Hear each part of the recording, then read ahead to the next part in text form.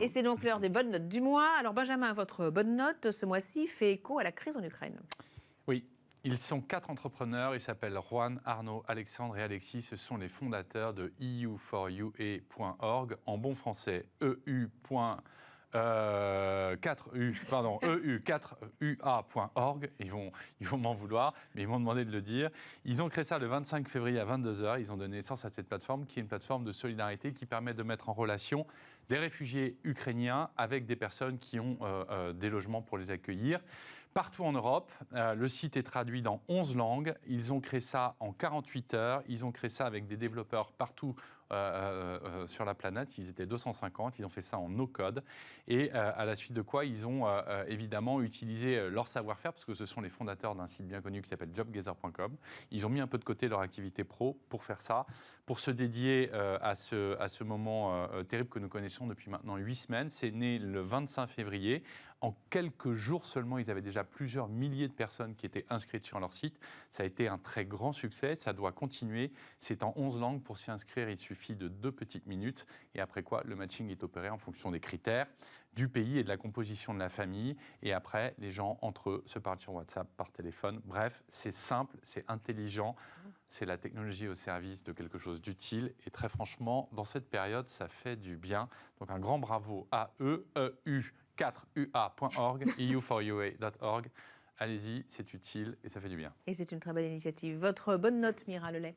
Alors moi, ma bonne note, elle est également utile et elle décoiffe un petit peu.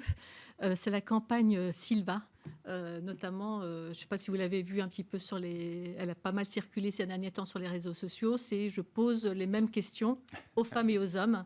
Et il y a eu 8 dirigeants de grands groupes qui ont été interrogés, où on leur a posé les mêmes questions qu'on poserait à des femmes.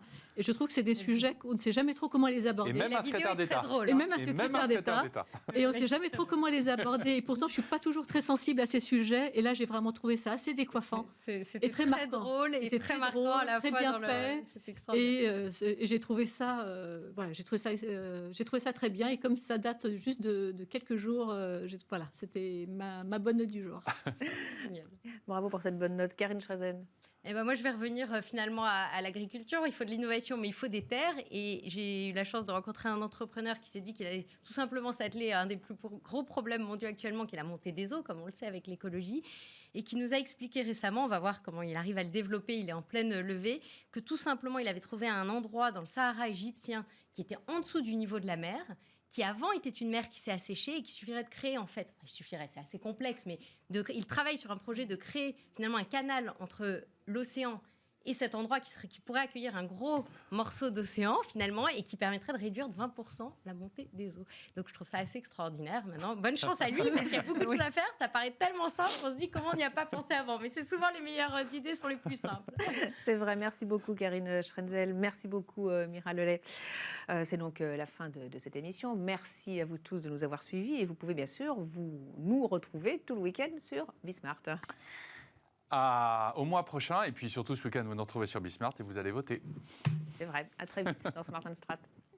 Merci. Merci à vous.